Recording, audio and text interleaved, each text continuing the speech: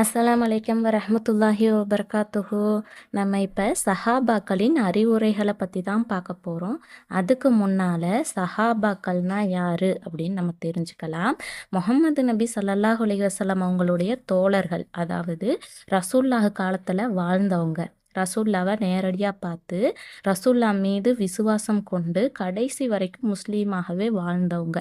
ரசூல்லா கூட போர்களில் ஈடுபட்டிருக்கிறாங்க. அது மட்டும் இல்லாமல் குர்ஆனையும் ஹதீஸையும் அடுத்த தலைமுறைக்கு கொண்டு போய் சேர்த்ததில் இவங்க முக்கியமான பங்கு வகிச்சிருக்கிறாங்க. அப்புறம் நபிமார்களுக்கு அடுத்தபடியாக உயர்ந்த அந்தஸ்தில் கருதப்படுறாங்க. சஹாபா அப்படின்னா அரபியில் நண்பர் அல்லது தோழர் அப்படின்னு அர்த்தம். அதனால தான் நம்ம நபி தோழர்களை சஹாபாக்கள் அப்படின்னு சொல்கிறோம். நம்ம இப்போது இதில் 5 சஹாபாக்களின் பெயர்களையும் அவங்க சொன்ன அறிவுரைகளையும் பற்றி நம்ம தெரிஞ்சுக்கலாம்.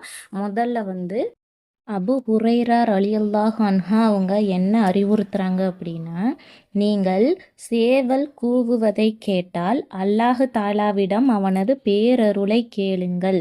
ஏன் அப்படின்னா அது வானவர்களை பார்த்தவுடன் கூவுகிறது அப்படின்னு சொல்கிறாங்க. இன்னொன்றும் சொல்கிறாங்க, கழுதையின் சத்தத்தை கேட்டால் கெட்ட ஷைத்தானை விட்டும் அல்லாஹுவிடத்தில் பாதுகாவல் தேடுங்கள் அப்படின்னு சொல்கிறாங்க. ஏன் அப்படின்னா அது சைத்தானை பார்த்தவுடன் கத்துகிறது அப்படின்னு சொல்கிறாங்க. அடுத்து உஸ்மான் ரலியல்லாஹு அன்ஹா அவங்க என்ன அறிவுறுத்துறாங்க அப்படின்னா, உள்ளத்தில் போதும் என்கிற சீமான்தனம் மனிதனை உயர்ந்தவனாக்கி விடுகிறது.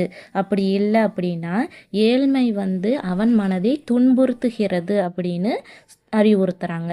அதுக்கப்புறம் உமர் ரலியல்லாஹு அன்ஹா அவங்க என்ன அறிவுறுத்துறாங்க அப்படின்னா, எந்த வேலையிலுமே ஈடுபடாமல் நேரத்தை வீணாக்கும் சோம்பேறியாளனுக்கு இம்மையிலும் மறுமையிலும் பெரிய நஷ்டம்தான் அப்படின்னு அறிவுறுத்துறாங்க. அடுத்து அலி ரலியல்லாஹு அன்ஹா அவங்க என்ன அறிவுறுத்துறாங்க அப்படின்னா, அறிவை முழுமையாக பெற்றுவிட்டதாக நினைத்து கொண்டு உண்மையான அறிவு வருகிற வாசலை மூடிவிடாதே அப்படின்னு சொல்கிறாங்க. அதாவது நமக்கு தெரிஞ்சது தான் உலகமே அப்படின்னு நினச்சிக்கிட்டு மற்றது எதையுமே கற்றுக்காம இருக்கிறத தான் அப்படி சொல்கிறாங்க.